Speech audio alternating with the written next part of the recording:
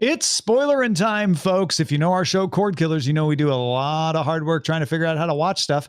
Once we've watched it, we come here to talk about it. This week, we are going to spoil you on Hannibal, Season 1, Episode 6, The Stand, the new CBS All Access series, Season 1, Episode 1, and the Season 2 finale of The Mandalorian, Season 2, Episode 8. I'm Tom Merritt. He's Brian Brushwood. Oh my gosh, and I couldn't be happier for us to have someone who is not me to help me pick apart my own feelings about The Mandalorian. Joining us is the internet's own Tim Beck. Alex Hanna, thank you so much for joining us. Thank you, sir. It's wonderful to be here. It's great to have you back, and we will be talking with you about The Mandalorian. I know you haven't watched The Stand or Hannibal, so savor the Alex Hanna, folks, while we've got him. Let's talk about The Mandalorian Season 2, Episode 8, The Rescue. And before we talk, I want to separate talking the end and the arrival from talking about the rest of the episode. And Brian, I'll let you decide whether we should talk about that ending first or the episode as a whole first. I mean, let's just start with let's work backwards. Because let's start with the wonderful deepfake of Mark Hamill showing up at the end to rescue the child. Brian, I understand you have feelings. I don't understand them though, because I'm not going to ding it at all for being a lower budgeted deepfake, even though it's interesting as that technology gets easier and cheaper. You know, it's amazing how affordably you can recreate it. And if we want to explore the whole question of would I love it if suddenly there was a whole series like starring the facsimile of Mark Hamill that was launching tomorrow, I think I'd be all in on that. But I do, before we go back to the season itself, where are we at when it comes to justification on how we feel about the fact that Grogu is going into the care of quite literally the worst Jedi trainer on record? Full stop. That's inarguable. He created Kylo Ren. He's inarguably a terrible trainer of Jedis. And that's how we end. We're okay with this? Ah, how great. It's the son of literally Osama bin Vader, who he's the worst trainer of Jedis ever. I don't know how I feel about any of this. However, it was really surreal and awesome of every episode of Mandalorian ever, this is in some ways the granting of my deepest wish, because it's the most like the entire expanded universe made into a single episode of television that I ever could have dared hope for. It's also the least Mandalorian-like episode I've ever seen. Somehow, these people have managed to throw away the remarkable talents of Giancarlo Esposito, one of the finest villainous actors of our age, and they managed to make him a ridiculous, laughable cartoon with a with a snidely whiplash trickaroo of a mind puzzle regarding the Darksaber. I think I hate this episode, and I think I hate myself even more. That's where I'm at. That's all. Okay. Alex, let's try to rein it back into just the Luke Skywalker appearance. What did you think? Okay, just strictly the Luke Skywalker appearance. I think that the CGI because we'll just rip that Band-Aid off first. I think that was as good as Leia on Rogue One, which says something. So if you're bringing that technology that you spent millions and millions on for a movie into a TV show, they're getting better and cheaper. And it's only going to get better and better. Was it great? No. Yeah. It wasn't good though. Like, and it's that uncanny valley. You can't animate yourself out of that yet. And we're just not there. That said, that's the last time we're going to see Luke Skywalker. Guaranteed. In Mandalorian. Which maybe he'll be in Ahsoka or something. I don't know, but I doubt it. Well, as my surrogate therapist, who is an android, how is it that I was sad that he was there, but I'm even more sad at the thought of him not coming back? I'm so confused. I think I can take a stab at this because here's what happened with me. I told Eileen, my wife, 2 weeks ago that if Luke Skywalker showed up, I was going to be very disappointed because that would seem like a cop out and a tilt toward fan service that Mandalorian has walked a very careful line on, where they bring people in, but it's always motivated. And I was like, I just don't see how bringing Luke Skywalker is going to not feel cheap.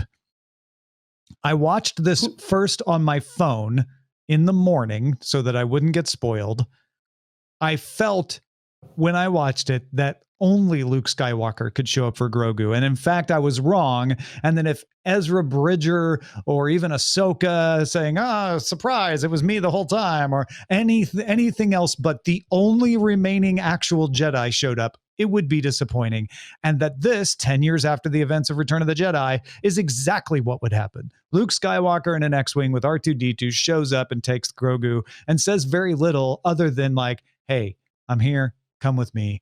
R2 talks Grogu into it because probably R2 and Grogu know each other from back in the day when Grogu was being trained on Coruscant. But I loved that they didn't go, oh my gosh, it's Luke Skywalker. That freaking Jedi walked in, you either know him or you don't, and there's no reason to put a hat on a hat. And it was great. If you'd never heard of Luke Skywalker, you would have said, hey, that's cool. A Jedi showed up and got him. Okay, that's interesting. Effects wise, you would have said, but why did he look so weird? And what's odd is watching on my phone, he looked great on a tiny screen. He looked really good. Blow him up on a television, and suddenly I'm like, oh yeah, this is not much better than Rogue One. So I always hesitate to throw stones and go, well, I could do better with a deep fake, because you know what? I bet Jon Favreau also knows deep fakes exist and has lots of reasons why it ended up this way instead of the way you made it look on your computer. I doubt that most of us are thinking of things that they didn't think of. I'm curious what that is too. But in the end, I was satisfied with this. And I think, Brian, that may explain some of your mixed feelings. Is there's a little bit of like, but do we need Luke Skywalker if he's going to look like that? But also that's mixed with like, oh man, but it was the right choice. And Luke was back. Like the Luke I grew up with was there, and he sounded like the Luke that I know. And gosh, I love that Luke. It was great to see him again. Yeah, I am a bit surprised that anybody is dinging them on the execution of the de-aging. Like that bothered me not in the slightest. And I don't think I wasn't even sure if it was de-aging. Honestly, they didn't use Mark Hamill. They used another actor is credited as doing the body work. Oh, okay. Well, I mean, whatever it is they did, I had no problem with that. Seems like Luke Skywalker, in the version of the script I would crave that belongs on a show called The Mandalorian, should maybe kill a single bad guy. Instead, he performed vandalism against lawnmowers, which I guess is an easy way for you to samurai jack this whole thing and replace any real stakes of first you dehumanize stormtroopers. Hold on. You're saying beating the dark troopers was not enough stakes for you? No, not at all. They're lawnmowers. Because they went to great lengths to show you that no one can beat the dark troopers in numbers. Even Mandalorian can't do that. No one in the boxing ring can defeat a John Deere either. But ultimately, when you break a John Deere, you've committed vandalism, not murder. Like I resent the robotization of everything. No, I feel like he didn't murder, but it showed how much better he is. Like Mando's been the hero so far. Like he is the guy. He will always win, and he wasn't looking so good against one, you know. And then there's like 50 more. So, and for Luke to come in and just walk through that whole thing like it was. Well, like it was Vader on the at the end of Rogue One coming into the ship, and there's a lot of echoes of that, including the little behind the back that he did in Revenge of the Sith on Mustafar. So he deflects the blaster bolt behind his back into the other droid. Actually, that's not a bad there's comparison. A lot of good nods on that whole fight. That's not a bad comparison because ups and downs in Rogue One notwithstanding, I definitely felt kind of almost physically sick watching it, the wholesale slaughter that Vader was committing because it was against human beings. And Bryce rightly called me out in the chat. This is my anti-robot agenda coming to the surface again. At least it's not Westworld where robots are the main characters. Yes. I'm racist. No, Brian hates androids, or as we call them, droids. Yeah, I guess it does. He really did. That's interesting. They'll probably never call the Dark Troopers droids and almost certainly wedge in a line about how, also we put souls in them, sir, just as you commanded. Yes, good. Go about your business. No, the humans were the weak point. They took humans out. I don't think they'll ever do that. Okay. These are version 3. So the first 2 versions had humans in them, and then the third version were complete androids. Or I don't think you were expected to feel bad that he was killing the Dark Troopers. You were expected to assume that no one could beat them, and then this guy comes along and makes them look like paper. Like that sequence of events was not about making you feel bad about people dying. It was about showing that this person arriving was more powerful than even these Dark Troopers who you had just been shown were super powerful and unbeatable. Yeah, and if we're viewing it through the lens of this was a really good run of American gladiators, then yes, he's the very best American gladiator. I think I just prefer more human stories. And also, Kim from Chicago called me out correctly. Apparently, they do call them explicitly droids. That's a good point. And then, Alex, I noticed when we were talking earlier, when Brian was talking about Moff Gideon's role, you had a reaction. Yeah, no, it's... So first of all, he's been great the entire season, and he's just like he said, assume that I know everything. He is literally playing 4D chess here because even if he loses, he still wins. Because even if Mando had killed him there, like had not just decided, oh, I'm going to cuff you up and take you in. Like if Mando had actually killed him, he knows that he sowed those seeds of divide between him and Bo-Katan. Sorry. I just think that he was really playing that on purpose because he knew not to be in that where they steer the on ship. the bridge, so to speak. The bridge. Thank you. I couldn't think of the word. That he knew not to be there. He knew he had to be with Grogu when somebody showed up. I don't think he knew it would be Mando, but I think he was pretty sure it would be one of the Mandalorians that were going to be there, and that Bo-Katan was going to be on the bridge because that's where she assumed he would be. And he knew she was coming. He could hear her voice over the comms. Like, there's also in that whole entry sequence, they did a whole really good girls get it done situation to reference the boys. And actually double tapping the stormtroopers, which I have never seen in a single Star Wars thing ever. Yeah, no, there definitely was some good brutality in that. Yeah, I did, and again, props where it's due. It's the closest to an expanded universe anything I've seen, and it just didn't feel very Mandalorian to me. I think what I loved about this episode too is that you've been talking about, Brian, the Baby Yoda problem, and I think they solved it. They said the story of the Mandalorian is not about Grogu. The story of the Mandalorian is about the Mandalorian. This 2-season arc's quest was Grogu. That quest is now over. Will Grogu come back into the story someday? Maybe yes, maybe no. But if he does, it won't be as the driving element of the Mandalorian. And there's lots of little pieces that they left as potential quests for him to follow, mostly related to retaking Mandalore.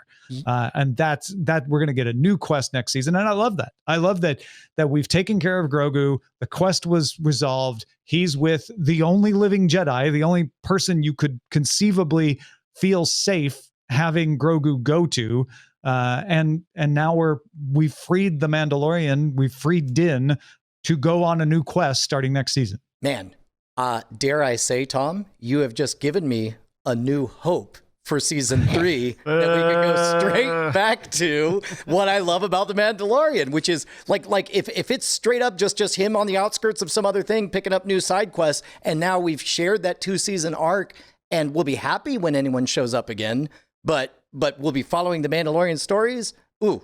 Yes, and I mean this unironically. Thank you for reframing it that way, because I do like that a lot.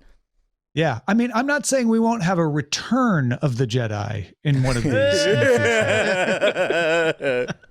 And I'm certain that Moff Gideon and the remains of the Empire will strike back. Okay, all right. You had to. I did. But they're kind of a phantom menace at this I mean, point. look, until the Force Awakens, let's finish this. So hopefully the Force will awaken in someone else next year, and that will be part of where we're going. I'm not going to do the rest of them. Any other thoughts on the Mandalorian season finale? No. I had one more, and that's about the fight between Moff Gideon and Mando, and we saw this Beskar spear fight against a lightsaber in the past, but I think that the width of the dark saber changes things, and they really showed it in there, because when he first starts taking slashing blows, they glance right off of the Beskar, like you should, and then as soon as there's any sustained contact, you start seeing that Beskar heat up. And I think that they're kind of giving hints away at how Beskar actually works to protect itself against lightsabers and blaster bolts and other plasma-based weapons, as it's very good at dissipating heat. But with sustained contact and just like any other metal that we've seen a lightsaber heat up and slice through, I think it could get there. So I think that's really interesting. And the one other thing, just because chat reminded me about Boba Fett, Fennec was on the bridge when Luke walked in. Now, he didn't say Luke Skywalker, but Boba had to come pick Fennec up, and they had a long hyper trip to Tatooine. And what do you think they talked about during that trip? And you think she was like, oh yeah, this guy with this green glowing sword came through, like he had a glove on his hand? I don't know. and Boba's like, what? Who? Oh, I know that guy. Yeah, that guy's a real asshole. He's like, that's not even the guy. What killed me was a blind man who turned the wrong way. Also, I'm a Kiwi, not Australian. Just to be clear. Blimey. I'll keep going. Here's my Hearthstone dick. All right. I guess the only other thing I would add is that I'm curious, from someone who hasn't watched the Clone Wars, Brian, about how you felt with no, you have to take it in battle. I can't just take it from you, Mando. You're now King of Mandalore because you have the Darksaber. Oh, I just assumed these are the rules of another chess game. And I from context, I'm now picking up that maybe that was established in something that was known about from another franchise, or... It is, but also in Star Wars Rebels, Sabine just outright hands it to Bo-Katan and says, here, I want it in battle, but I want you to have it. And Bo doesn't have any scruples about taking it that time, which some people have retconned of like, yes, but then she obviously goes on to lose it to Moff Gideon. And so maybe she knows if she doesn't take it in battle, it's bad luck and she'll lose it, etc. But it did strike me a little bit off. Yeah, none of that bothered me. It didn't feel like anyone was staring down the barrel of the camera while they were saying it to explain things.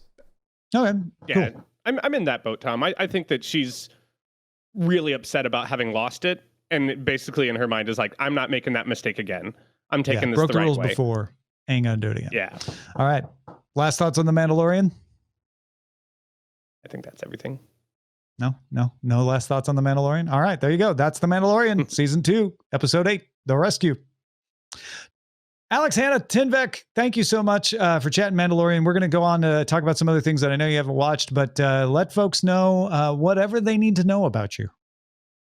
Well, let's see. I'm 37. I like long walks on the beach. No, I'm kidding. Just come like I said before, come hang out on the Streamathon, and otherwise I'm oftentimes around in game night on Friday nights, so come play Jackbox or Among Us or whatever with us and enjoy. Heck yeah. Excellent. Also, Tinvec, so good having you back, man. Thank you so much. One last parting shot. I have to give it. Apparently there was an after credits thing. I didn't watch it because you know what? I'm done with after credits anythings, and I just found out that there was one. If you wanted it, no, the put it after before credits thing was what we talked about on Cordkillers, the announcement of the Boba Fett show. Yeah, I was busy doing Cordkillers. Yeah. I didn't hear about it. I was too busy doing Cordkillers. Thank you, Tinvec. Thanks for having me. All right, let's talk about The Stand. the first episode of the new version of The Stand on CBS All Access. The first episode is called The End, because we see the beginning of the pandemic that happens and starts wiping people out. I can't unread the things that I've read. I can't unsee the things that I've seen when it comes to previous iterations. You've on read this. the book and seen the old show. Read the book twice and seen the old show. I did not mind at all that this jumps forward and backwards in time. I don't mind at all that they didn't hold our hand with special color grading to indicate whether it's future, present, past, flashback, present, or any of that stuff. The only part that felt totally unnecessary was the very, very end, the last 5 minutes, or sorry, the next to very end, the last 5 minutes where we see patient zero escape. Like, I was cheering the fact, like, I thought they had a fine ending, and I was cheering the fact that they began where it's like, well, we know these guys make it to whatever society is, and then we get back and we get context. I like that they spared us the grisly details of the descent into chaos, because, you know, we're kind of living through it right now. I like that, if anything, it made me feel, wow, this is how bad 2020 could have been. And it wasn't, right. and it made me kind of happy. And it actually, and that's in keeping with the messaging we've heard from the writers, producers, directors, saying this is about mankind making it through adversity. And I really felt a lot of that. That whole ending. Oh, surprise! J.K. Simmons, amazing. Was great. The cast on this is stellar. I'm loving everybody that's in it. Yeah. Just the only thing that felt truly dumb and pointless was the patient zero thing. And that's the security guard who leaves because the dark cowboy lets him out. Yes. Okay. Correct. I thought that was, I think that's fine if we are gonna see any more of that thread. No. Well, but we are. The point of that scene, and I'm not excusing it either, because I thought it was a little gratuitous myself, but the point of that scene is to introduce you to whom I presume is Randall Flagg, because there's a hitchhiker along the side of the road that patient zero picks up, and then, he's suddenly or he doesn't pick up, he sees, and then suddenly he's in the car. And it's like, it's meant to say there's another character that we haven't introduced yet that's really important. And he was there at the beginning. Yeah. It's not, to my way of thinking, the best way they could have done that, but I know that's why it's there. I liked it. I have not read the book or seen the original series. But I thought, what I thought was interesting about that was that it showed a kind of cartoonish is not the right word, but it showed kind of the hyperbolic power that character possesses just by he's keeping this, the steel door open with with his foot in the jam. And with the rest of the show having been dramatic but relatively realistic, kind of at least in a human scale, that helped me calibrate to what will probably be some more supernatural elements, right? That gives a little more weight to the Whoopi Goldberg segment, the wolf dream segment, and the neon lady pinup second wolf segment. I liked it for helping open up that next level of scale. Yeah, that might be outside of the patient zero segment, which I didn't care for, but man, I was still euphoric after that J.K. Simmons scene. That was so great. Yeah, that was great. It was so great. Yeah.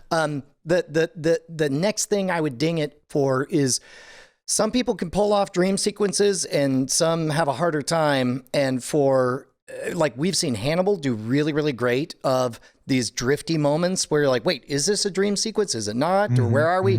And incorporating animals. Right. And yeah, exactly.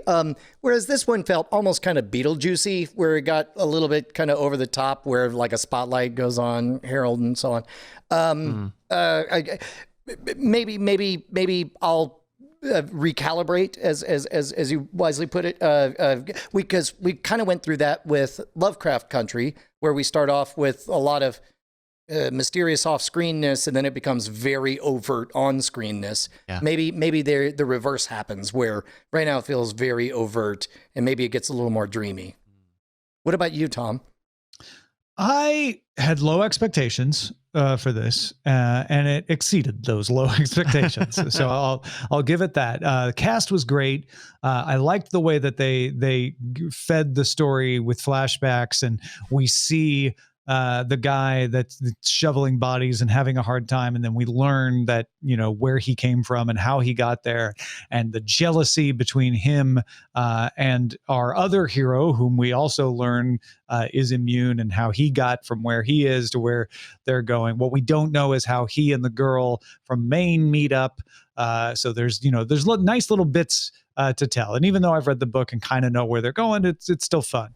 On the other hand, maybe it's because I know the story. I was a little bored. I didn't feel like the story held my attention except for occasional moments. Mostly with the telling of how this happened in lockdown with Harold. I love I put my phone down when J.K. Simmons came on, and I paid full attention there. But I was playing a little bit of solitaire through most of it. Yeah, it was fairly extraordinary and deserves high praise that even though they're playing with the pacing of stuff and telling us the story out of order and focusing on different characters in different speeds, it is shocking to me how just I knew instantly where we were in the book, and having reread it just a few months ago, it was like, yep, that's pretty much exactly how I pictured that.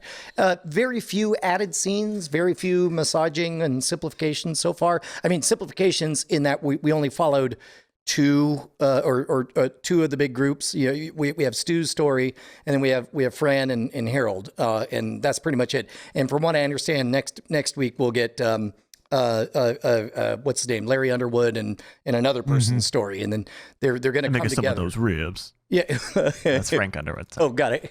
Frank Underwood. The one of the things that did pull me out a little bit was kind of the beginning, I don't know, act of the episode where we're just following saddest boy around Harold. Did that seem goofy, like incredibly out of date, the amount of like torment that boy goes through?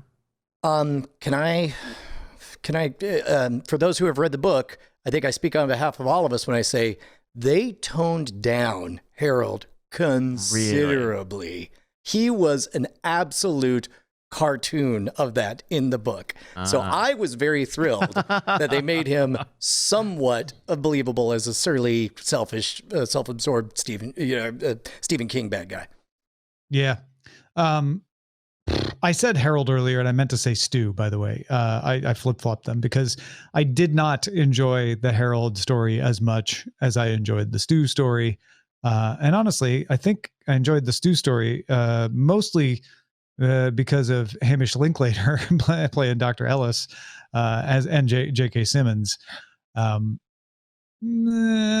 yeah, I mean, you're not wrong, Brian. Harold's a whole lot different and cartoonish in the actual book. Well, and also, I think maybe that colored my let's just fast forward this part. It's not fun. Oh, I read all of that as dangling false hope, because you see him first doing the type of work you would expect a hero to do, the ugly body removal work, which of course you find out is his whole plan, is to ingratiate people by being fake and whatever. So I took all that as sort of setting up like, hey, I get it. This is a selfish kid who eventually grows and does the right thing. But then by the end, they make it pretty clear, note to self, be evil and kill everyone. No, for reals. I hope nobody except for the viewer at home is watching me type this. The end. All evil thoughts and no play makes Stu want to kill Harold and Franny.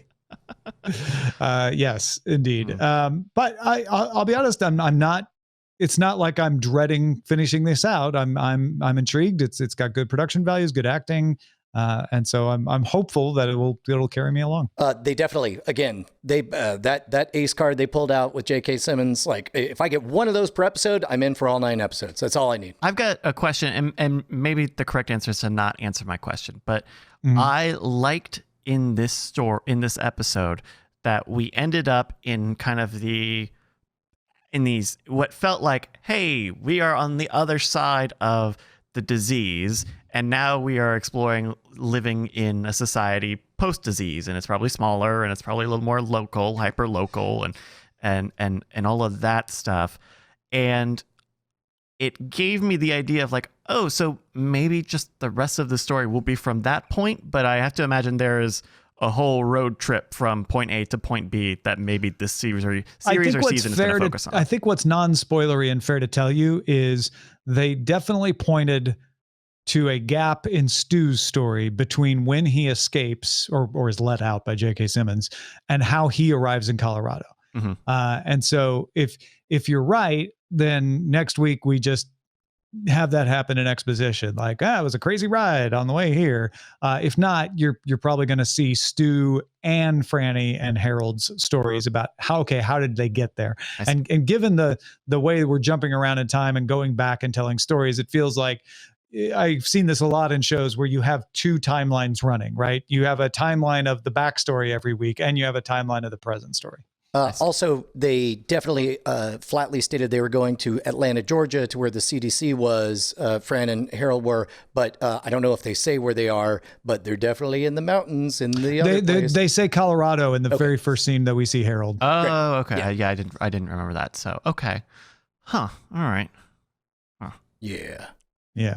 Also, this was shot before the pandemic. Right? Yeah. Am I right about that? Probably. Yes. Well, production had certainly started, and I would imagine most of the shooting had. Now, how they massage it after the fact, maybe that.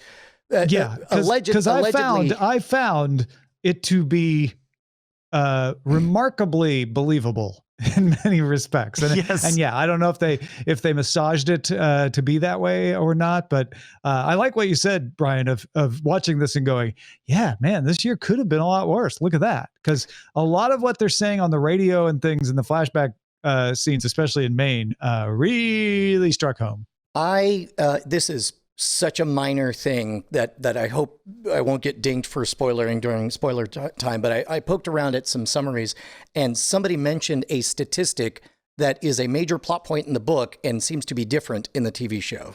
In a review for the TV show, they say of like an 80% fatality rate, whereas the book was very specific that it was 99.994% fatal. So it's they said in the show like 90% or something when in the CDC, and it made it seem like they were not quite sure. Yeah. I don't know about where that 80%. But in the book, like it was Stephen King definitely dialed it like maybe a couple, 2 or 3 in 1,000 survived. That's how bad he wanted it to be. So that bears us out because that town in Maine has 2 people surviving, right? And that was a town of at least a few thousand, right? Yeah, and I think Harold estimated it at 95% given that extrapolation. So maybe that's something they're intentionally playing with, or maybe they land on a different number. I don't know. Yeah. All right. That is The Stand, episode 1. Let's talk about Hannibal, season 1, episode 6. We finally get our entree. We've been sitting here forever enjoying our meal. And then a nurse at Baltimore State Hospital for the criminally insane, who is not named Clarice. Actually, that would be more Dr. Abel Gideon plays the Clarice version here. But it's a very Silence of the Lambs-ish episode in that, we have a person in a hospital or in the mental hospital who's locked away, who has to be visited, to be consulted, etc. It's a very different story in a lot of other ways. And it's all about whether this person who mimics the Chesapeake Ripper is in fact the Chesapeake Ripper. So you guys know that I tend to be allergic to things when it's fairly transparent. Oh, you're doing this thing. But when a show, in my mind, they really wanted to do Silence of the Lambs. Exactly. This week. Exactly. But like The Boys, when it's like, oh, you're doing this meme, you're doing that thing. This is 9/11. That's Bush at whatever. It's earned enough that I'm like, yeah, go for it. That'll be fine. And then this week it's like, yeah, we're gonna do. Here's a Kmart Hannibal Lecter. Here's a Kmart Silence of the Lambs set, and we're gonna do that. And also, we're finally gonna show you Hannibal doing something bad. Straight up show him murder someone. Right. Yeah. We finally catch Hannibal in the act, which, I mean, everybody knows who he is but let's pretend like you'd never heard or seen anything about Silence of the Lambs, and you don't know what the show is about. They're just trickling it out, and you might be a little shocked. Like, well, he seemed creepy, but whoa, he actually killed somebody. What else is he capable of? Oh man, now I want to wrap my mind around the possibility that there's any human being that watched Hannibal not knowing who Hannibal Lecter It was a was. twist. Wow, that's crazy. Yeah. Yeah, it was great. And we're on what, episode 6 now? And like the whiplash continues, right? Like calling this entree and really wrapping up this episode, seeing him take down Anna Klumsky's agent in training character. Like, yeah, has anybody watched Veep? Because that was a little disconcerting having watched Veep. But we're kind of back into like, oh, okay, so we're really, I mean, if we were going to, and we were going to really focus on one thing, this would be us doing that for the rest of the show, right? Yeah. Maybe? I don't know. Oh man, I don't know. I guess I'm all in. It did everything that I was afraid the show was going to do, but I'm still all in. So I guess I'm all in. What were you afraid of? I mean, exactly this. Be like, ooh, this is like Hannibal. Like, remember Silence of the Lambs? And it's like that's all this episode was. But that was Eddie Izzard. It was very funny that it wasn't. Yeah, it wasn't Kmart Hannibal Lecter. It was Walmart Hannibal Lecter. Yeah, I feel like what I enjoy so far about Hannibal is it's not staying the show I think it's becoming. I keep thinking like, oh, so it's going to be this kind of show. Procedural. No, it's not. Oh, it's going to be this kind of show. A buddy cop. And we know eventually someday Hannibal. No, it's not. We're already seeing Hannibal kill people. Like how is he? Now it's become like, how can he possibly not get caught? We already knew he was shady because of the way he treated Abigail. But now like he's overdoing it, right? And Will kind of knows, maybe. Are we going to see that take place? So I don't know where it's going next, and that's really fun. That's interesting, because I also don't know where it's going, but I do know a couple of things. I know that Hannibal, if he's ever caught, he's not really caught. And I know that he's magic and can kill anyone at any time for any reason he so chooses. And he can also cast spells to cause other people to do his bidding. He looks great in all of his suits. That's everything I know about Hannibal. Oh, I love that. And such a great cook. Mm-hmm. Yes, indeed. Hannibal, it's a bit of a misnomer to call the show Hannibal because he's more of a force of nature than a real character. But he's basically, I don't know, the what Jack Allison is to Twitter. That's he's the devil. Yes, exactly. I think I'm finally enjoying watching Hannibal. I'm finally not turning it on because we're watching it, but turning it on because I want to watch it. And I feel like we've figured out Will. I feel like we're out of the turbulence with how much emotional distress is Will. I feel like we know that the answer is deep in it, and he's going to stay there. Well, and they've Will also Graham given us is crackers. They've given us enough other. Enough other anchors that even if Will was just not around for a couple episodes, I'd be fine watching Lawrence Fishburne and Gina Torres. Like give me more of that. Yeah, we haven't really talked enough about that subplot, which is I think becoming a whole separate show within a show there. Yeah. Well, and also Hannibal being his therapist is so right. Weird. Yeah. I mean, we really didn't get much Hannibal at all this episode, but what we got was powerful. Hannibal, right? They saved it up and punched us with it. Yeah. They let his. I guess his shadow has always been long, but yeah, it was great. Yeah, good stuff. Hannibal, episode 1, or episode 6, season 1, entree. Where do we go from here with Hannibal in our meal metaphor? Next week is called Second sorbet. Breakfast. Oh, right. I don't think he knows about second breakfast bread. All right, that is Hannibal, episode 6, season 1.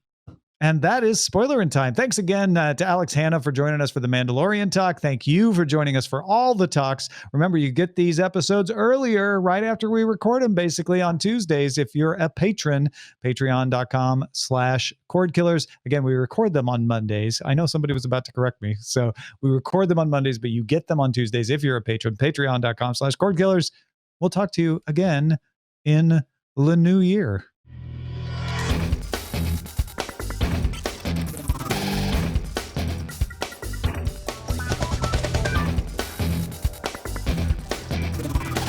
Diamond Club hopes you have enjoyed this program.